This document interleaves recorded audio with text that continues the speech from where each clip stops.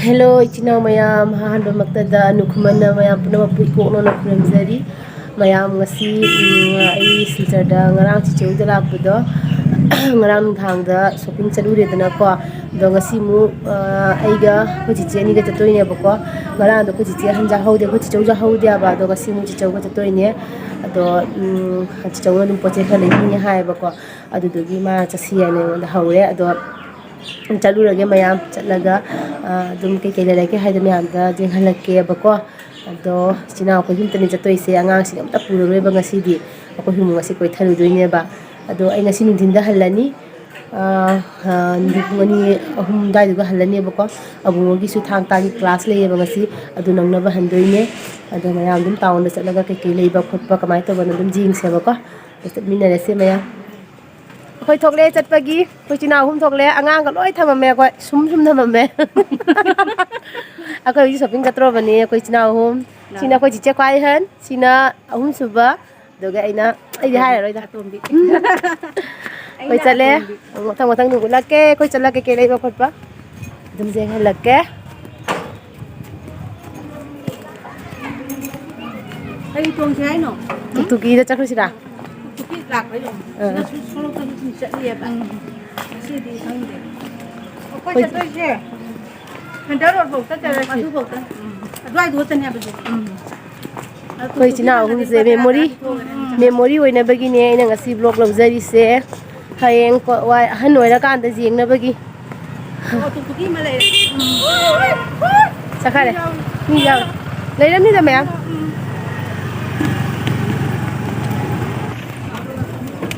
ꯑꯩꯈꯣꯏ ꯇꯨꯀꯇꯨꯀꯤ ꯇꯣꯡꯉꯦ ꯑꯩꯈꯣꯏ ꯆꯧ ꯊꯣꯟꯅꯐꯝ ꯎꯕ꯭ꯔ ꯏꯆꯧ? ꯈꯪꯗꯦ ꯑꯩꯅ ꯎꯗꯦ ꯊꯣꯟꯅꯐꯝ ꯏꯃꯥ ꯑꯩꯈꯣꯏꯅ ꯁꯣꯟꯗ ꯌꯧꯔꯒ ꯀꯩꯀꯩ ꯂꯩꯕ ꯈꯣꯠꯄ ꯑꯃ ꯑꯃ ꯑꯗꯨꯝ ꯌꯦꯡꯍꯜꯂꯛꯀꯦ ꯃꯌꯥꯝꯗ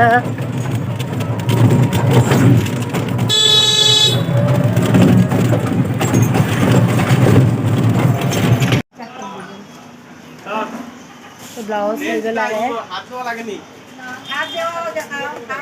हाथ कटा हुआ देखो साइज 32 32 तक आप उठो नहीं अरे क्या तो जाता है जान आपकी वाला दुनिया आपने पार्को 32 तक ब्लाउज नया मेरे सीधा से जो लागते देखो कुछ मचा नुपी के ब्लाउज लग दो इबादु जेंगल वहाई बकोना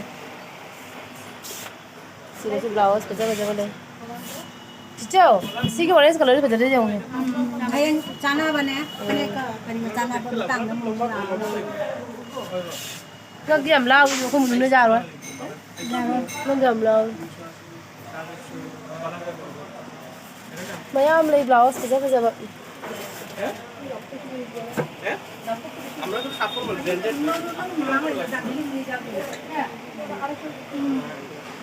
আমরা তো ব্র্যান্ডেড আছে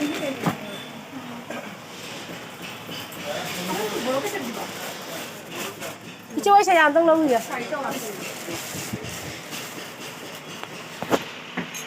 हमरा तो गाय से ওই আপনি भाई को या दिखाओ দেখা মু এই দুটো গলে देखो खमेगा 와 ऑटो से 거의 저기 이게 와 기시나 짝 기시나 거 버티거든 ब्लाउज इधर जब जब की है पामना बाजार से मयाम लाओ पेंटोला पॉइंट नहीं पेंटोला पॉइंट की है गली दुगनी কোনো শাড়ি একদম প্লেস করতে না এটা দিন নেই যে ব্লাউজ নেই মানে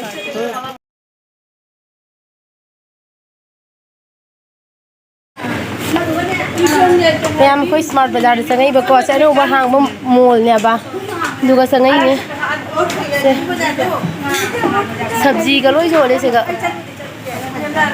मतलब की वन फास्ट फूड का खले बको के लेगी जेंसी मैम कुछ चीज़ नहीं आसली कहाँ खरे मोइनी मोइसे वीडियो लोगों दी अलाउ दी वही दे बने आबा दोस्तों आंगा पर जेंगे तुम लोग दिलाओ लगे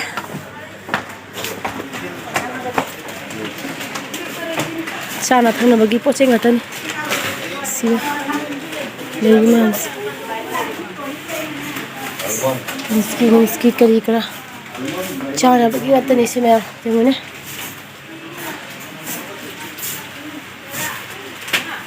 Sana biscuit kari kara, chocolates, lagi di varieties ki. Second floor da muka khat le. First floor da changa thangna bhi ko second floor da sika trolley kari kara myam le.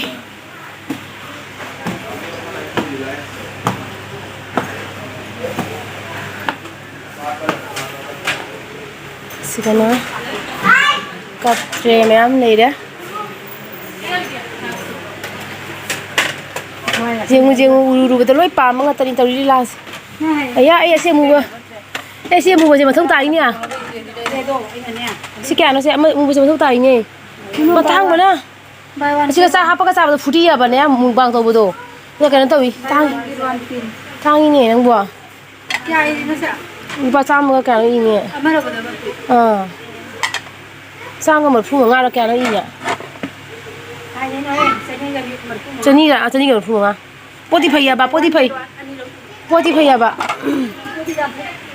ya ai lo ning mani do pa le te santra che pai le ye ro pa le te pesa do pa le te a buon yam je muni asigi place se asiga mu bang to di kam phajani ko do kai no oi price to tu chajani ga phu nga oi ba ko to ama lo ba da ma free ne ba tang poti yam phai yam heavy oi ba bo se po jam phai siga je ko se asiga ka haijang ha pa di jang do phajaroi dra ne black color siga ha pa di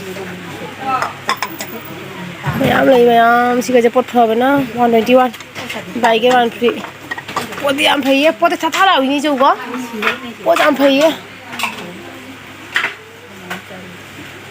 लुगी सिगा mat कने ma'am ले ला Phong के थोक लगी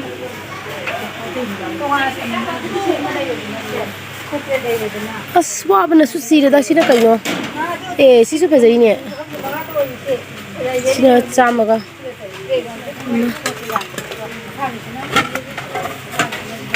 same निसी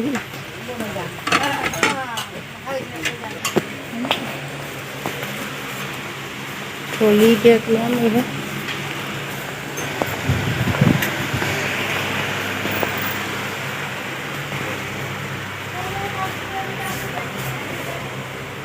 कुत्ता फजब कुत्ता ले अना video ना मीसे मोई nga kadai pakhalei sa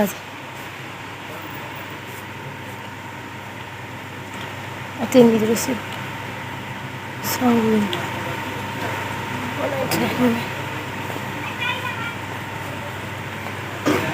jaura phajaba socks le re siga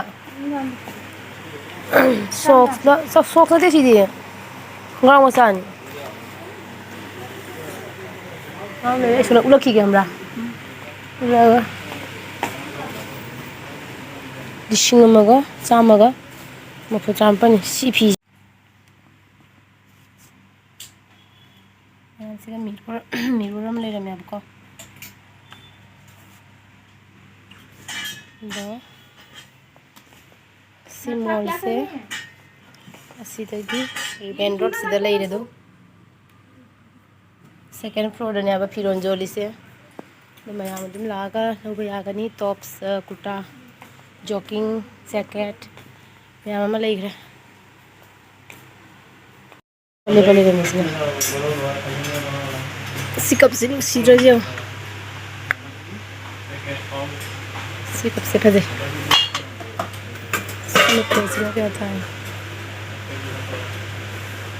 387 का टाइम तांग मन पोती फो फम पो जाम फई दुगा ममचु जामना Fai pot Fai ममचु Fai Sunny कुनमंगा चालोनी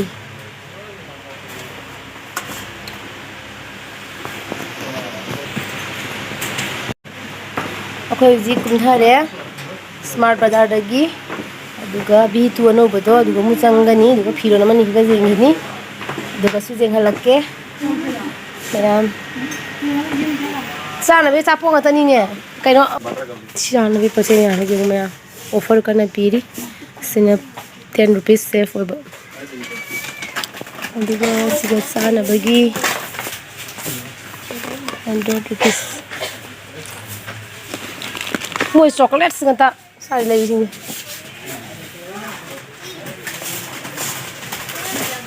Oreo ꯕꯤꯁꯀꯤꯠꯁꯨ ꯊꯥꯔꯤꯔꯣ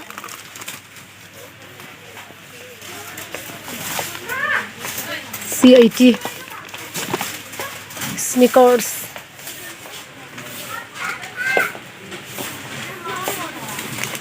C80 ꯑꯣꯏ ꯃꯥꯜꯂꯦꯀꯣ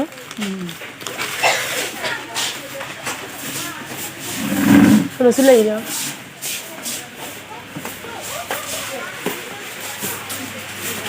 Namanya buy get one free si kaino si biscuit. Ini badam guma thi badam guma se lei tis da. It's 95.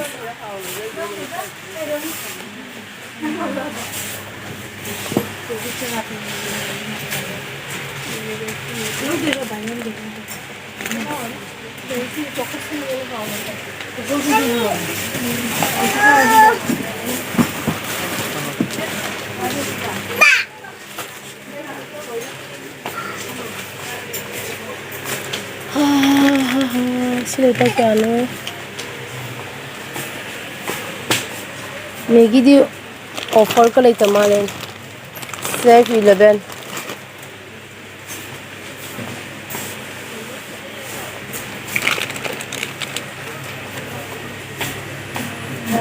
butter chani samtrawa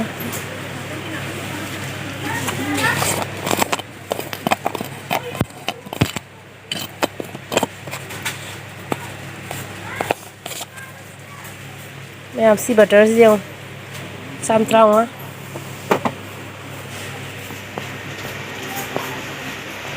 sauce sina sauce na ta leire sina achar leire mixture achar mal these pickles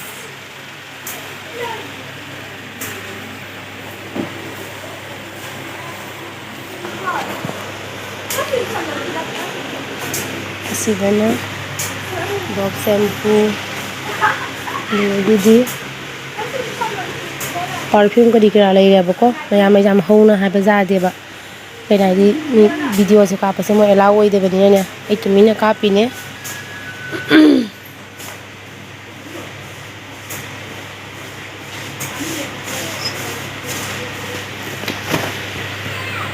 body lotion Vaseline gi Nivea gi sudah toothpaste kai kira naam leire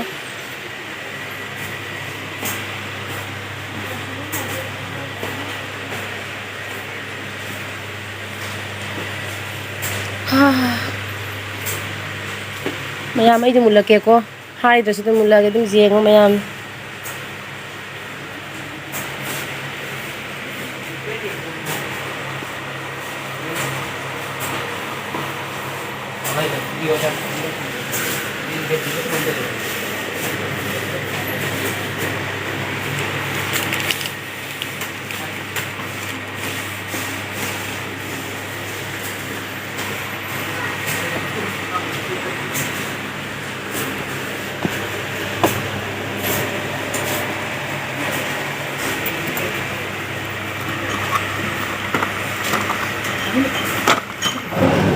mayam fruits mayam je mune akan makan fruits isi black color ki fruits je kali pono kong de kiwi imported hai kali hai yo kong de si hai je apple asang ba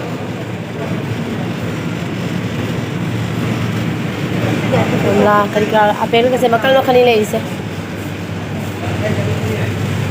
apple na ma se sabun pura pan ka pingo kilo da Diba? Sino siya hanggang? Sisi kilo mo kaya nung berapa na masilo gitu. Kaya oli ba na? Silo ay na pa kilo mo kaya ka.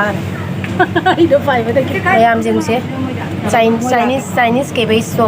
tak sisi. Korea gi minyam sa ba niya ba siya? Chinese ke base siya. Ito yaudre. Laudre sidi sa hunga niya. Kilo na sa hunga kung napan iya ba ko.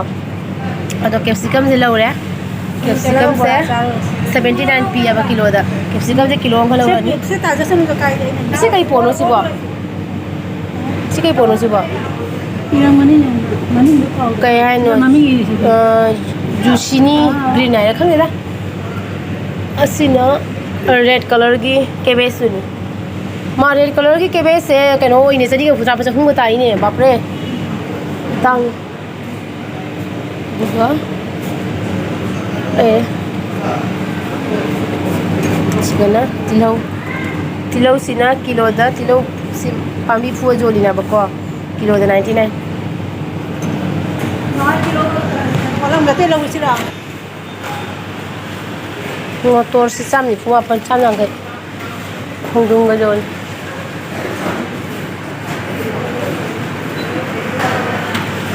Binjina 199. Mairen kilo da 248. Ya, alu kurma pan de binya.